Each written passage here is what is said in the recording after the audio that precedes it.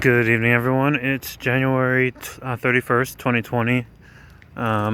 It's about 11:40 p.m., almost midnight. And right now I'm making my way from Waikea Shopping Center towards Waikea Elementary School, which I feel like is about a mile, maybe a mile and a half. So today, I got like a kind of heavy load of groceries with me, and it just brings to my attention one of the common problems here that I have here. It being such a small town, is that it's so, like the regular cab services are currently not available. There's no one driving Uber. There's no one driving Uber or Lyft. And there's no one currently driving any of the local cab services. This town, Hilo, is it's a city of about 43,000 people. And I just moved from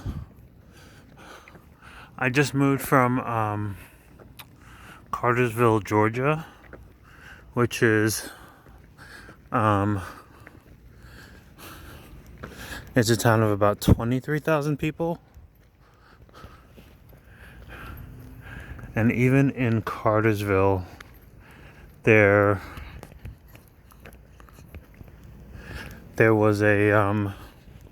were taxis that ran 24/7 that were dependable. But here in Hilo, there's just not enough. There's just not enough people who would need rides, at all times of night. And so people usually go home.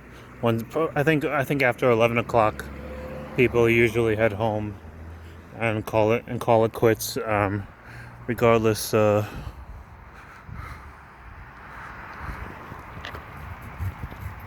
whether they're Lyft drivers or Uber drivers or drivers for one of the many local cab services, many of which are just ran by the individuals themselves.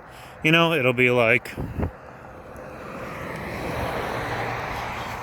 Lenny's taxi service, and then you call, and then they send a cab, and then the cab comes, and it's Lenny.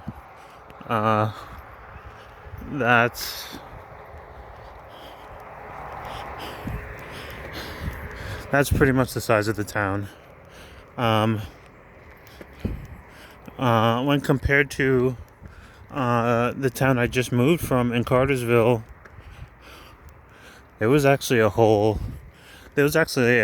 an entire taxi cab novella in Cartersville, Georgia.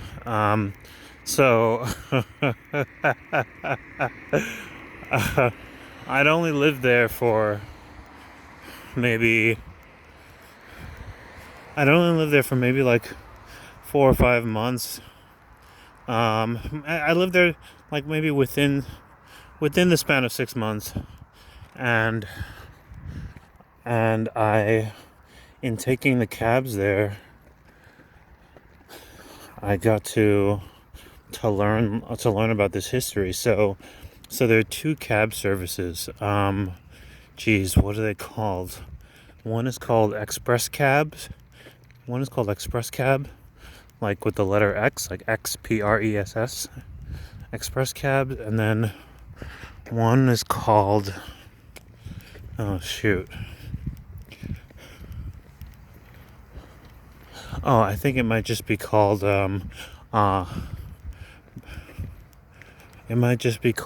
Bartow Cab. Bartow is the name of the county, Bartow, Bartow County, and this is in North Georgia. So there are two cabs. So originally, the town was very small, and there was only one cab. There was only one person who provided a cab service. And I take it he ran it well, and he provided for the entire town for many years. Like back in the olden days. And that cab business owner had two sons. I can't believe this. He had two sons, and eventually they inherited his business.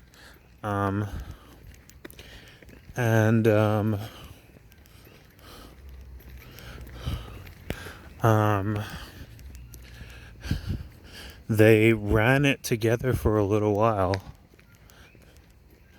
and then I guess after a certain point they started having disagreements about how it should be run. The younger brother wanted to run it the same way that their the same way that their father ran it,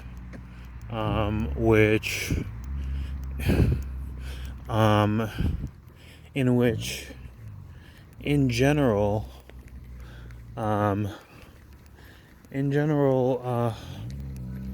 hey, how's it? In general,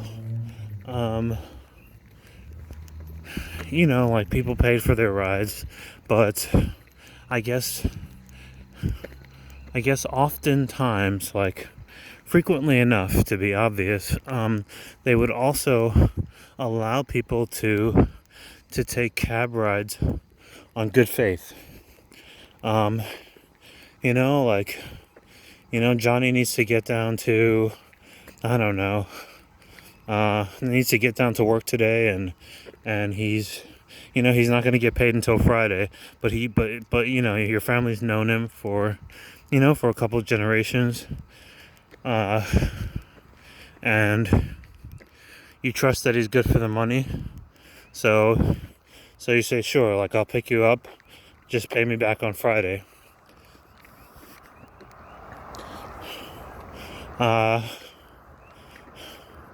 Now,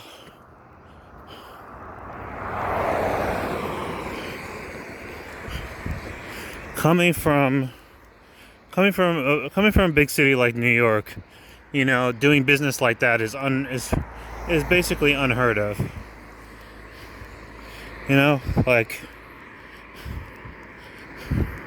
There's always an even exchange. No one really runs businesses off of IOUs. No one really runs successful businesses off of IOUs. But in Cartersville, I guess maybe the town was small enough that they could kind of get away with it and still skate by, and of course I'm sure enough times, there were people who wouldn't pay back right away, or who would not pay, or and so the older brother didn't like this, and he was like, no, like this whole, the entire way that we run this is antiquated, and everything needs to be accounted for. We're over here still like making paper tickets for the for the books and stuff. Like, we need to update things, put everything in computers, automate everything, and we definitely need to stop stop running our business off of IOUs and off of like good faith, just because we know everyone in this town. So the younger brother didn't like it. Older brother, they kept fighting until eventually they split. The older brother was just like, fine, like I'm gonna start my own cab company, and like I'm gonna make it better than yours. I'm gonna make it more efficient. And so he started a cab company called Express Cab. And well,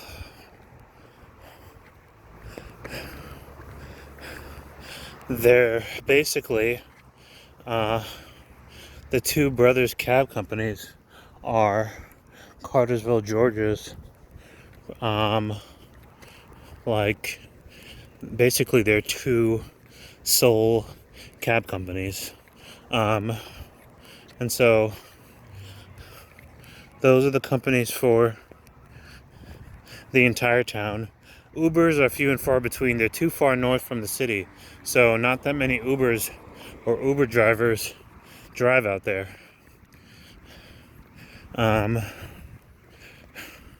But I guess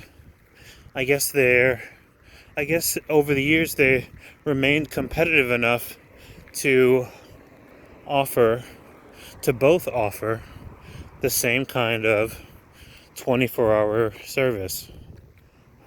So in Cartersville, if you're ever out there, anytime, day or night, there's always at least a couple of local cab services that are always running. Here, I want to believe that there must always be at least one cab service that's always running 24/7, but because like if you think about like the airport and like people who are traveling, people who are traveling to the Big Island, but honestly,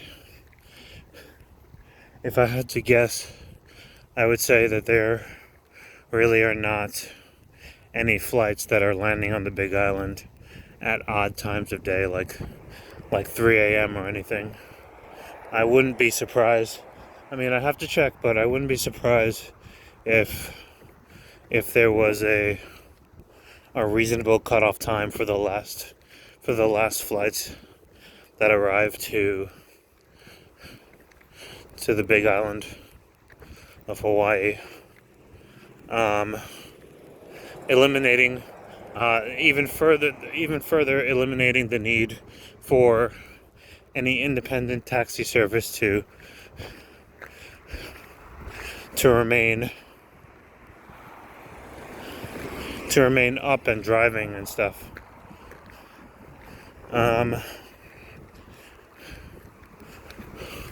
It's starting to rain right now. Thankfully, it's just starting to drizzle. It had been raining earlier today. It definitely rains a lot here, even though I'd say most of the videos that I've been posting are during sunny weather. I would say that the reason for that is it conveniently mostly rains at nighttime here. It conveniently mostly rains overnight. And like not just overnight, but in the evenings. I'll say in the evenings and overnight. Like maybe once we hit like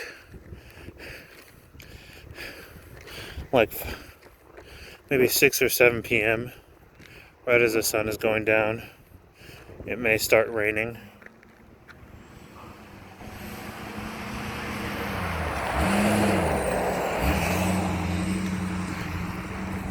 And then by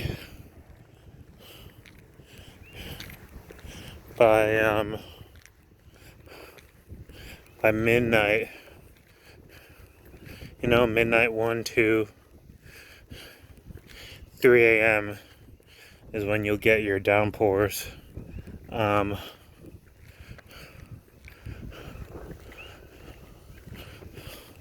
So most people are already at home and asleep by the time it's raining really bad here.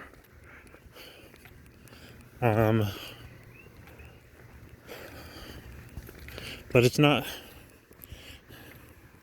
Ooh.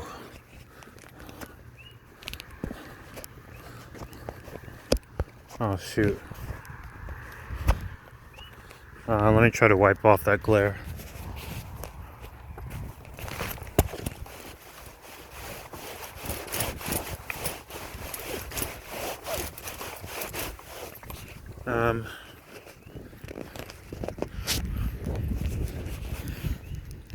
So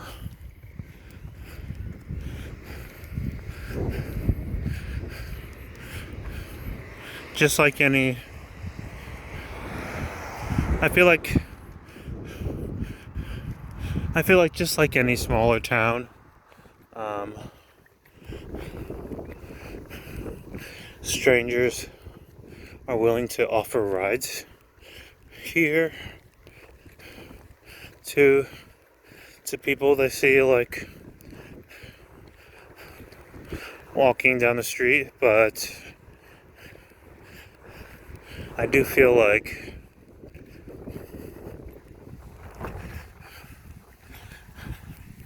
I do feel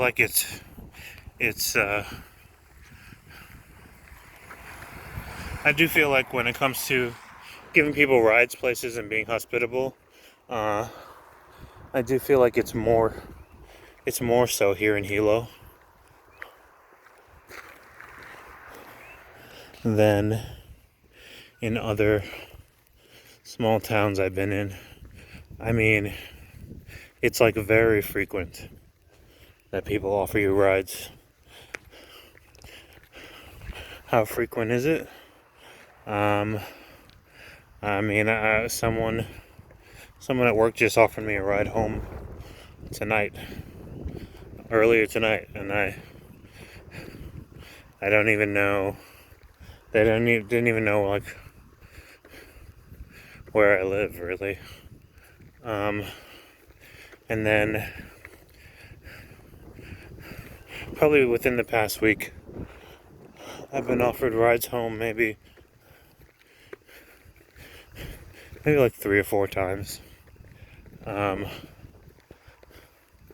So it's like very common to be hospitable, which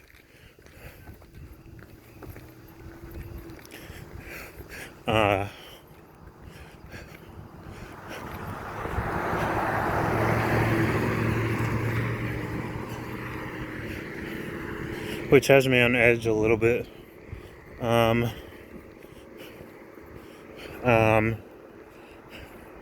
I had someone a couple weeks ago see me doing the walk that I'm on right now, and right on this road. I think I may have even been recording.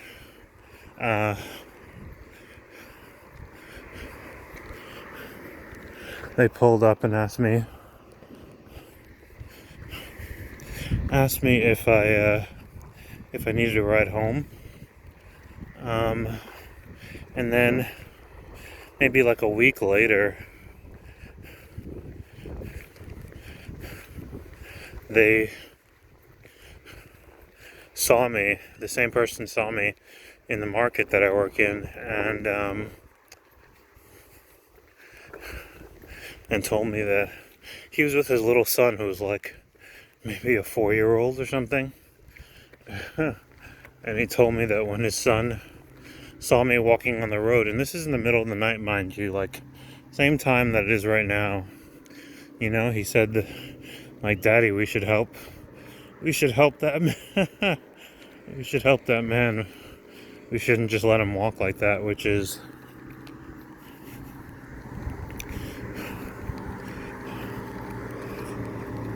definitely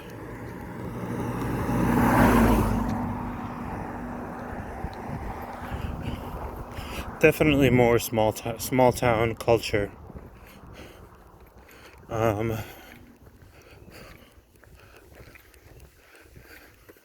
I think the last time I was doing this walk, the last time I was recording, I saw a bat fly by for the first time. And it was a hefty bat. Like, I think it was the first time I seen a bat, like, or even realized that there were bats out here. And it was a really brolic bat. Like, this bat was doing bench presses and stuff. It was a, you know, like a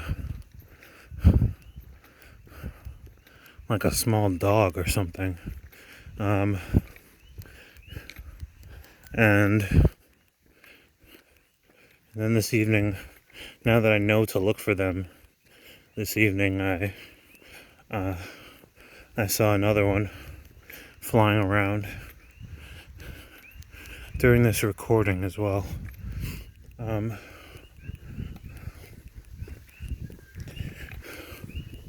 Hopefully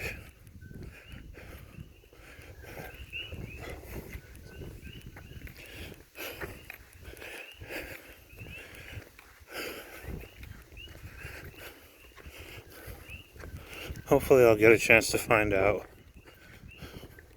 you know, some of the more interesting animals that are unique to Hawaii and to this island.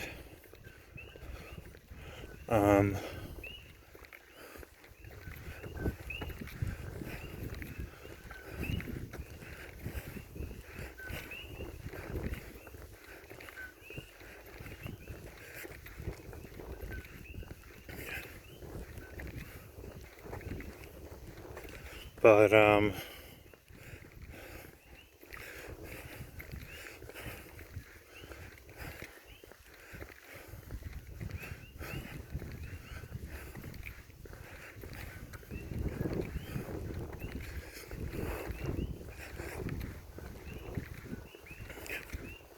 well, so far I haven't seen anything crazy. What I did find out today, though, was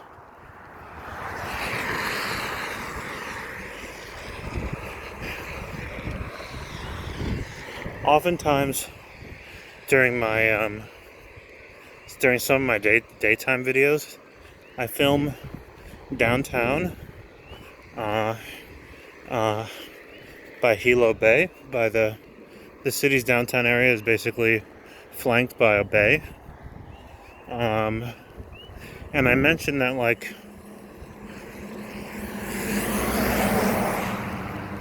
that not a lot of people swim in it. Now, I was told that the main reason people don't swim in it is because it has a high bacteria count.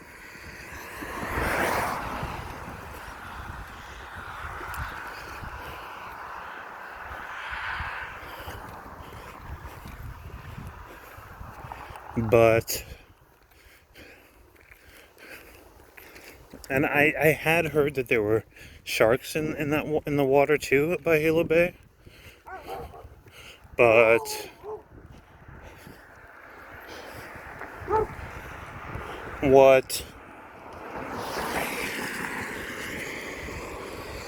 what someone only just told me today that will now definitely keep me out of that water forever is that there are actually large-sized sharks in Hilo Bay. So you only have a handful of hardcore surfers that are out there pretty regularly, but yeah, they're like, I was told by one of the locals here who had a chance to go out like on jet skis into Hilo Bay, and you can look down. Once you make it a little bit away from the coast, you can look down and you should be able to see through the water clearly. And she said there's like giant sharks. So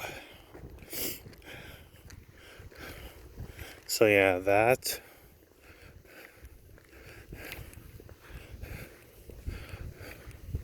is not going to be the move for me. I will definitely steer clear of those waters now that I'm aware. I do not want to find out what it's like to punch a shark in the nose. And that concludes my walk for tonight. Hope everyone's doing well, and I'll see you tomorrow. I'll probably record tomorrow. Night, everyone.